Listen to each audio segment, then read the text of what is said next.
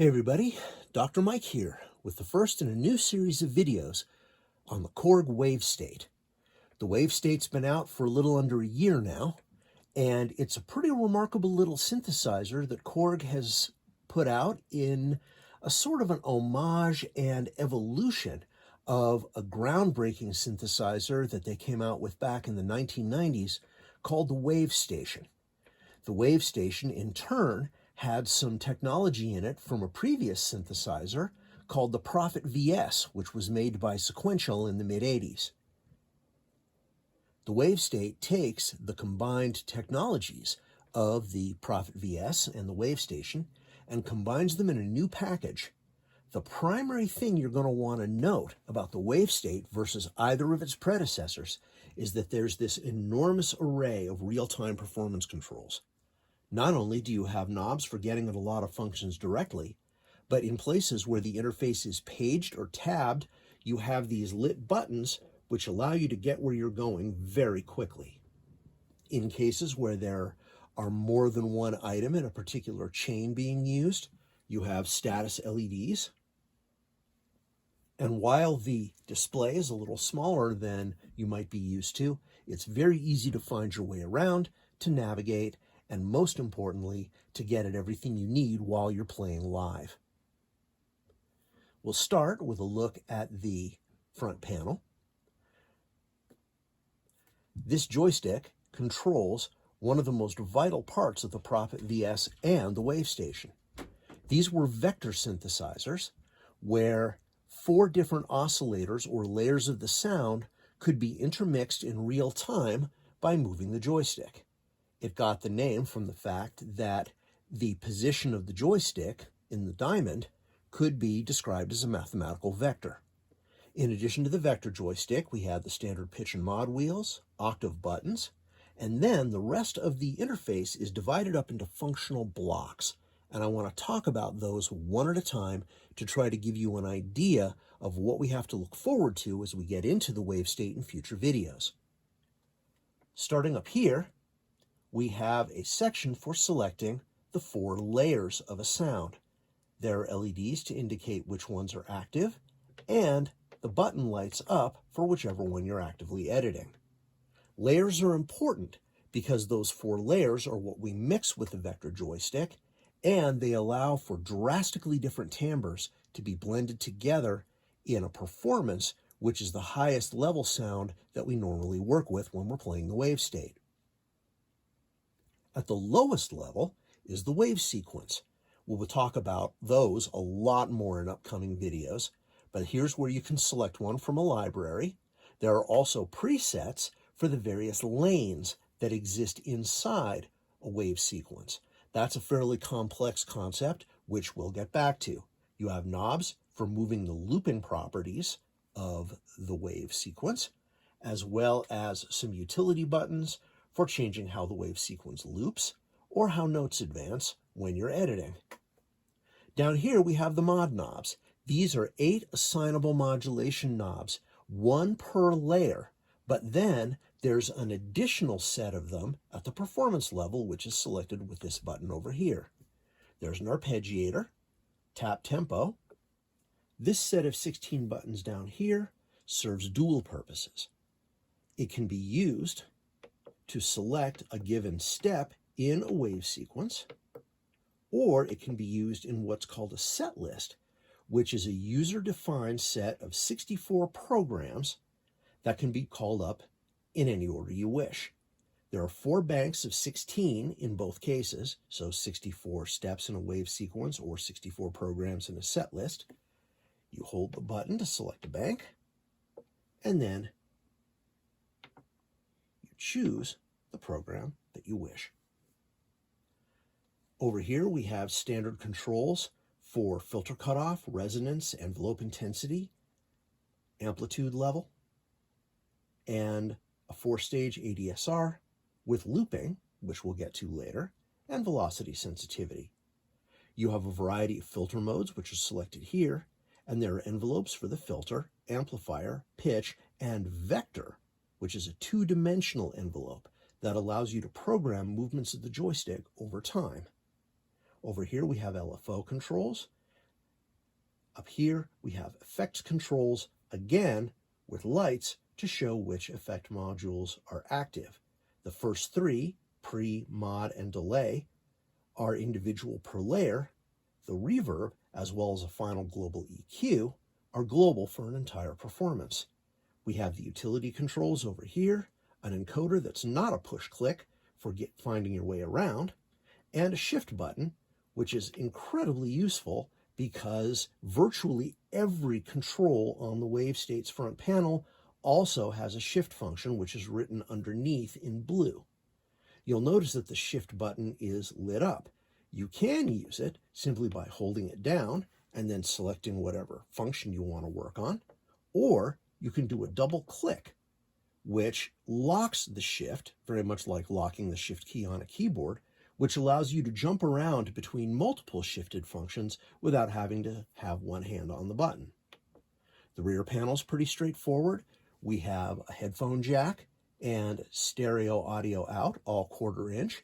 There's a damper pedal input, also 1/4 inch, USB connection, MIDI in and out, and the external power supply with a power switch. Now, the Wavestate is based around a microcomputer, so the switching procedure is you hold the button to shut down, and when you're starting up, you need to give it a little time to load all of its sample memory and boot itself up. Pretty straightforward stuff. We'll have time to go through all of the different sections of the Wavestation's architecture in detail in the next few episodes. The obvious first patch that we have to play on the Wavestate is one that was made famous on the Wavestation. Back when the Wavestation first came out, and they were trying to explain how wave sequencing worked, the programmers at Korg created a set of showcase patches that would be the first patch to pop up when you loaded a bank. Several of these were designed to be rhythmic sort of mini songs that ended up becoming cliched. I've got a few of them loaded up over here on my iWavestation app on my iPad, and some of the greatest hits included the Wave Song,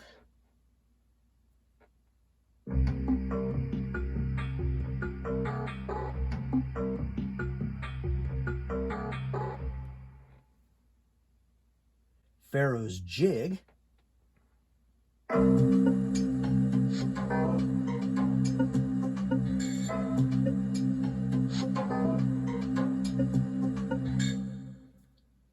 but the absolute most infamous Wavestation preset, the very first one that came up, was Ski Jam.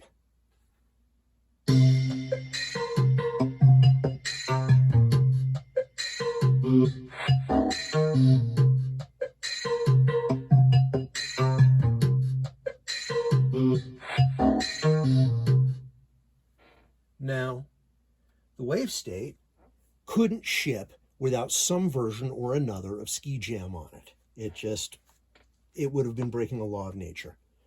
So when they reprogrammed it to Ski Jam 2.0, they added a lot of the wave sequencing features that were new to the Wavestate, and they took Ski Jam in a completely different direction. Check this out.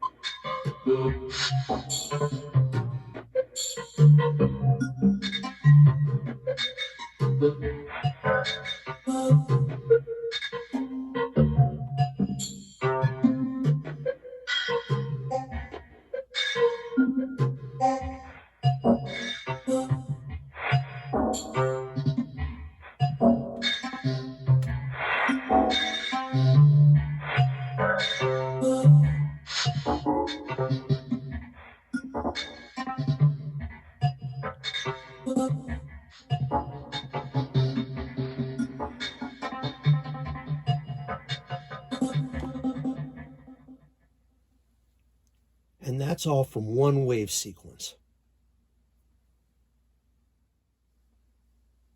To wrap up this intro, I'm going to walk through a few patches that we may be examining later in the series, just to give you an idea of the range of things that the Wavestate can do. We've already heard Ski Jam, and there are plenty of other examples of wave sequences that produce these sort of rhythmic atmospheres.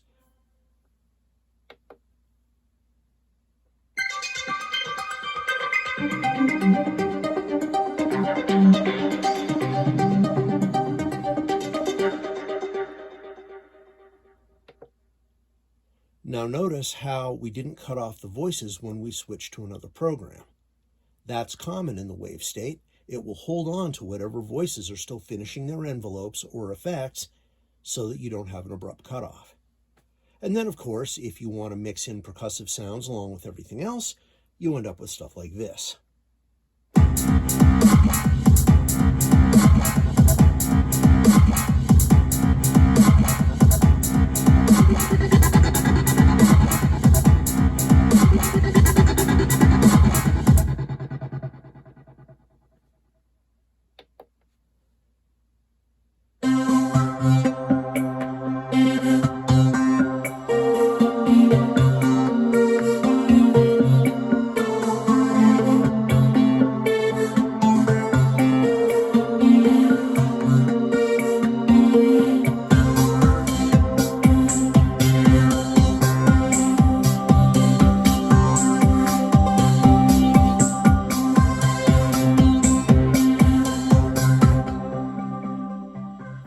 That's enough of that. Now, a lot of these wave sequences can be mixed with the arpeggiator to give you even more complex movement.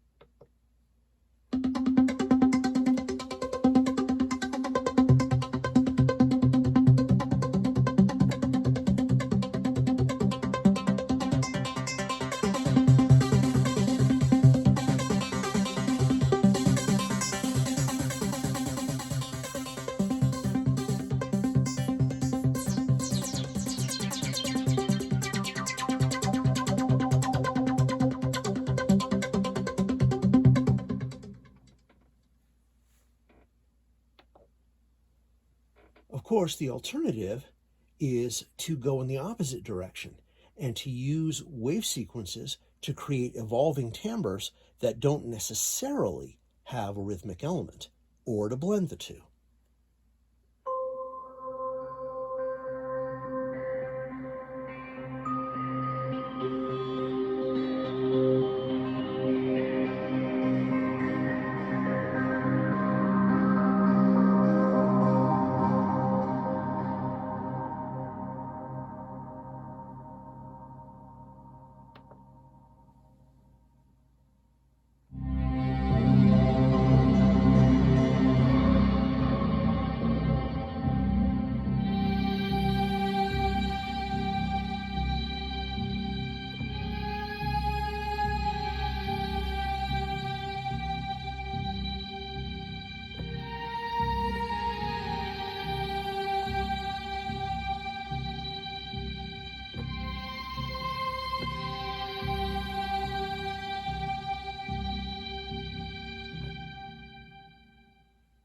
You'll notice that after the very dramatic beginning, we were left with a very simple repeating bass line.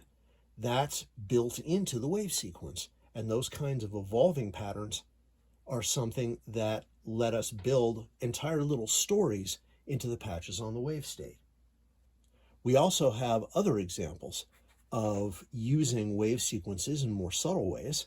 This simple lead uses a tiny morph in what sample is playing back to give it life.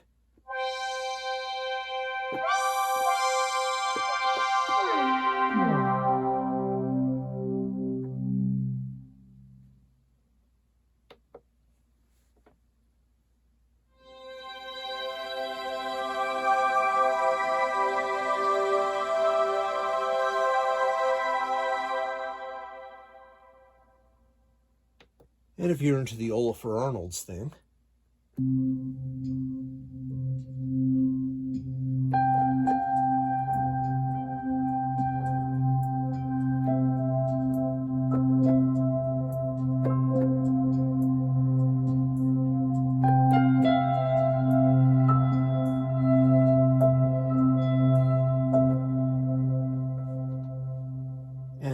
final example, this patch has a very long evolution, really getting the most out of wave sequencing.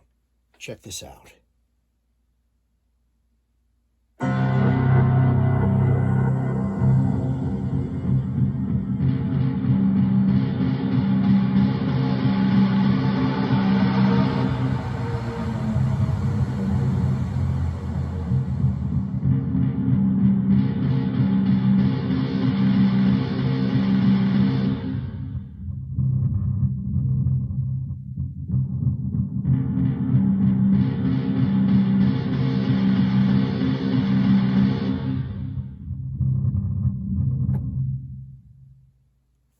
Cool stuff. We're going to get into how a lot of these patches work over the next few episodes. Until then, as always, we hope to see you over on Music Player Network, a fantastic online forum with experienced and friendly advice on everything from recording and computer audio to keyboards, guitars, drums, and much more. Please don't forget to subscribe and like this channel. And as always, stay safe, stay well, and stay connected.